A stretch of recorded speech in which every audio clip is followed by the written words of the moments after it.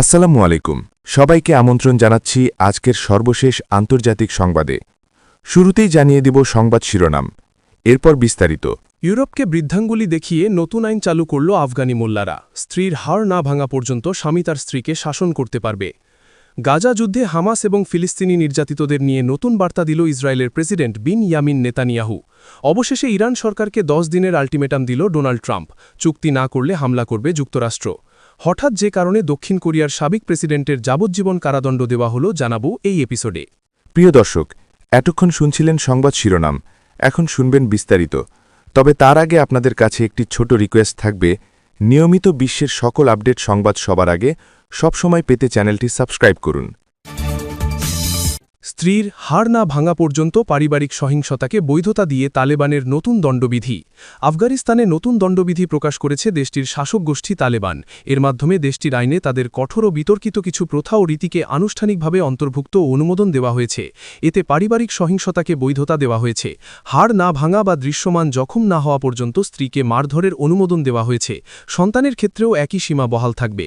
British সংবাদ মাধ্যম the independent এক প্রতিবেদনে এই তথ্য তুলে ধরেছে। মানবাধিকার কর্মীদের মতে 90 পৃষ্ঠার এই দণ্ডবিধিতে বিশেষ করে নারীদের অধিকার মারাত্মকভাবে খর্ব করা হয়েছে। তালেবানের সর্বোচ্চ নেতা হাইবাতুল্লাহ আখুন্দজাদা স্বাক্ষরিত এই আইনে অপরাধের শাস্তি নির্ধারণে সামাজিক অবস্থান ভেদে ভিন্নতা রাখা হয়েছে, যা কার্যত একটি শ্রেণীভিত্তিক বিচার ব্যবস্থা প্রতিষ্ঠা করছে। নতুন বিধিতে ধর্মীয় নেতাদের প্রায় আইনি দায়মুক্তি দেওয়া হয়েছে। অন্যদিকে নিম্নবিত্তদের জন্য কঠোর শাস্তির বিধান রাখা হয়েছে। সবচেয়ে উদ্বেগজনক বিষয় হিসেবে মানবাধিকার সংগঠনগুলো বলছে, আইনের কিছু ধারা নারীদের অবস্থানকে কার্যত দাসের সমপর্যায়ে নামিয়ে এনেছে। সেখানে স্বামী বা অভিভাবকদের স্ত্রী বা অধীনস্থদের উপর বিবেচনাধীন শাস্তি হিসেবে প্রহার করার সুযোগ রাখা হয়েছে। এই দণ্ডবিধির অনুলিপি তালেবানের বিভিন্ন আদালতে বিতরণ করা হয়েছে। অনেক নাগরিক প্রতিশোধের আশঙ্কায় এ নিয়ে প্রকাশ্যে কথা বলতে ভয় পাচ্ছেন। মানবাধিকার সংগঠনগুলোর অভিযোগ, তালেবান আলাদাভাবে এমন নির্দেশনাও জারি করেছে যাতে নতুন আইন নিয়ে আলোচনা করাও অপরাধ হিসেবে গণ্য হয়। আইন অনুযায়ী গুরুতর অপরাধে শারীরিক শাস্তি কার্যকর করবেন ইসলামী আলেমরা, সংশোধনাগার কর্তৃপক্ষ নয়। কম গুরুতর অপরাধে তাজির বা বিবেচনামূলক শাস্তির কথা বলা হয়েছে। কোনো নারী নির্যাতিত হলে তাকে আদালতে সম্পূর্ণ শরীর ঢেকে রেখে বিচারকের সামনে আঘাতের প্রমাণ দেখাতে হবে এবং সঙ্গে একজন পুরুষ অভিভাবক থাকতে হবে, যদিও অধিকাংশ ক্ষেত্রে অভিযুক্ত ব্যক্তি স্বামী নিজেই। গাজা যুদ্ধে হামাস নিরস্ত্র হবার আগে কোনো পুনর্গঠন শুরু হবে না নেতানিয়াহু। ইসরায়েলের প্রধানমন্ত্রী বেঞ্জামিন নেতানিয়াহু বৃহস্পতিবার বলেছেন, হামাস নিরস্ত্রীকরণ না হওয়া পর্যন্ত যুদ্ধবিধ্বস্ত গাজায় কোনো পুনর্গঠন শুরু হবে না। একই সময় ওয়াশিংটনে বোর্ড অফ পিসের উদ্বোধনী বৈঠক অনুষ্ঠিত হয়। গাজা উপত্যকায় 2 বছরের যুদ্ধ বন্ধে গত অক্টোবরে যুক্তরাষ্ট্র, কাতার ও মিশরের মধ্যস্থতায় যুদ্ধবিরতি চুক্তি হবার পর গঠিত এ বোর্ডের প্রথম বৈঠকে প্রায় 2 ডজন বিশ্ব নেতা এবং শীর্ষ অজন কর্মকর্তা অংশ নেন।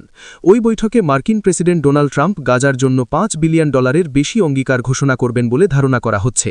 সেখানে অধিকাংশ ভবন ধ্বংসস্তূপে পরিণত হয়েছে এবং রিয়েল এস্টেট ব্যবসায়ী থেকে প্রেসিডেন্ট হওয়া ট্রাম্প গাজায় রিসর্ট উন্নয়নের প্রস্তাবও দিয়েছেন। এক সামরিক অনুষ্ঠানে বৃহস্পতিবার টেলিভিশনে সম্প্রচারিত ভাষণে নেতানিয়াহু বলেন, আমরা আমাদের মিত্র যুক্তরাষ্ট্রের সঙ্গে একমত যে গাজার নিরস্ত্রীকরণ ছাড়া গাজার পুনর্গঠন হবে না।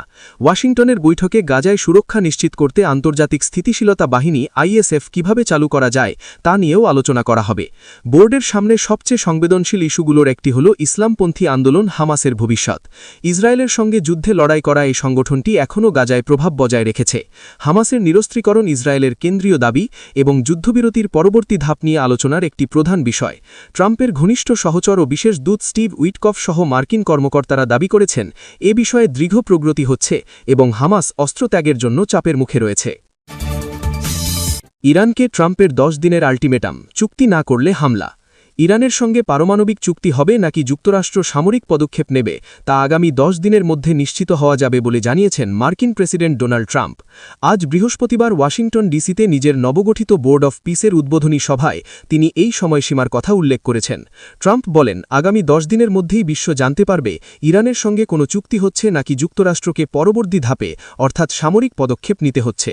বিবিসির প্রতিবেদনে বলা হয়েছে, ওয়াশিংটন ডিসির সাবেক US ইনস্টিটিউট অফ পিস ভবনে, যা বর্তমানে যেখানে ট্রাম্পের নামকরণ করা হয়েছে আয়োজিত এই সভায় ট্রাম্প বলেন, ইরানের পারমাণবিক কর্মসূচি নিয়ে একটি অর্থপূর্ণ চুক্তিতে পৌঁছাতে আমাদের আরও কিছু কাজ বাকি রয়েছে, তবে তিনি বলেন আমরা হয়তো পরিস্থিতিকে আরও এক ধাপ এগিয়ে নিতে বাধ্য হব। ট্রাম্প জানান তার বিশেষ দূত স্টিভ উইটকফ ও জামাতা জারেড কুশনার ইরানের প্রতিনিধিদের সঙ্গে খুব ভালো ও ফলপ্রসূ বৈঠক করেছেন, তবে তিনি সতর্ক করেন ইরানের সঙ্গে অর্থপূর্ণ চুক্তি করা ঐতিহাসিকভাবে সহজ নয়। গত জুলাই মাসে যুক্তরাষ্ট্র ইরানের 3টি পারমাণবিক স্থাপনায় মিসাইল ও বিমান হামলা চালিয়েছিল, যার ফলে তেহরানের ইউরেনিয়াম সমৃদ্ধিকরণ ক্ষমতা মারাত্মকভাবে ক্ষতিগ্রস্ত হয় বলে দাবি করা হয়। তবে পরে জানা যায় এসব হামলায় ইরানের খুব একটা ক্ষতি হয়নি। পারমাণবিক কর্মসূচি কিছুদিন ব্যাহত হলেও পুনরায় তারা এটি শুরু করে। কূটনৈতিক আলোচনার পাশাপাশি মধ্যপ্রাচ্যে সামরিক শক্তিও বাড়াচ্ছে যুক্তরাষ্ট্র। ইতিমধ্যেই ওই অঞ্চলে ইউএসএস আব্রাহাম লিঙ্কন এবং ইউএসএস জেরাল্ড ফোর্ড রণতরী মোতায়েন করা হয়েছে। দক্ষিণ কোরিয়ার সাবেক প্রেসিডেন্টের যাবজ্জীবন কারাদণ্ড। দক্ষিণ কোরিয়ার একটি আদালত দেশটির সাবেক প্রেসিডেন্ট ইউন সুক ইয়লকে 2024 সালের ডিসেম্বরে মার্শাল আইন জারি করার ব্যর্থ চেষ্টার ঘটনায় সশ্রম যাবজ্জীবন কারাদণ্ড দিয়েছেন। আদালত তাকে বিদ্রোহের নেতৃত্ব দেওয়ার দায়ে দোষী সাব্যস্ত করেছেন। এই রায়ের ফলে তিনি দেশটির গণতান্ত্রিক যুগে নির্বাচিত প্রথম রাষ্ট্রপ্রধান হিসেবে সর্বোচ্চ কারাদণ্ড পেলেন। ব্রিটিশ সংবাদ মাধ্যম দ্য গার্ডিয়ানের খবরে বলা হয়েছে, দক্ষিণ কোরিয়ার লয়ে বিদ্রোহের নেতৃত্ব দেওয়ার শাস্তি 3 ধরনের হতে পারে: মৃত্যুদণ্ড, সশ্রম যাবজ্জীবন কারাদণ্ড বা বিনাশ্রম যাবজ্জীবন কারাদণ্ড। এই মামলায় রাষ্ট্রপক্ষ মৃত্যুদণ্ড দাবি করেছিল।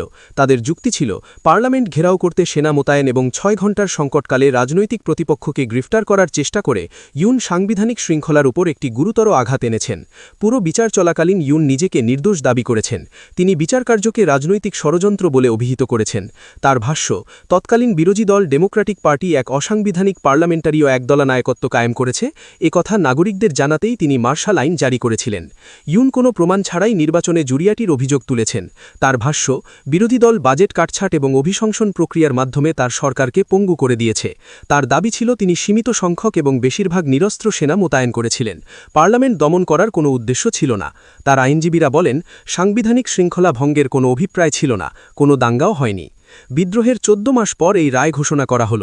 কয়েক দশকের মধ্যে এটি ছিল দক্ষিণ কোরিয়ার দমতান্ত্রিক জন্য সবচেয়ে বড় ধাক্কা। নির্বাচিত প্রথম রাষ্ট্রপ্রধান হিসেবে সর্বোচ্চ কারাদণ্ড পেলেন। ব্রিটিশ সংবাদ মাধ্যম দ্য গার্ডিয়ানের খবরে বলা হয়েছে, দক্ষিণ কোরিয়ার লয়ে বিদ্রোহের নেতৃত্ব দেওয়ার শাস্তি 3 ধরনের হতে পারে: মৃত্যুদণ্ড, সশ্রম যাবজ্জীবন কারাদণ্ড বা বিনাশ্রম যাবজ্জীবন কারাদণ্ড। এই মামলায় রাষ্ট্রপক্ষ মৃত্যুদণ্ড দাবি করেছিল। তাদের যুক্তি ছিল, পার্লামেন্ট ঘেরাও করতে সেনা মোতায়েন এবং 6 ঘণ্টার সংকটকালে রাজনৈতিক প্রতিপক্ষকে গ্রেফতার করার চেষ্টা করে ইউন সাংবিধানিক শৃঙ্খলার উপর একটি গুরুতর আঘাত এনেছেন। পুরো বিচার চলাকালীন ইউন নিজেকে নির্দোষ দাবি করেছেন। তিনি বিচারকার্যকে রাজনৈতিক ষড়যন্ত্র বলে অভিহিত করেছেন। তার ভাষ্য, তৎকালীন বিরোধী দল ডেমোক্রেটিক পার্টি এক অসাংবিধানিক পার্লামেন্টারীয় একদলা নায়কত্ব কায়েম করেছে, একথা নাগরিকদের জানাতেই তিনি মার্শাল আইন জারি করেছিলেন।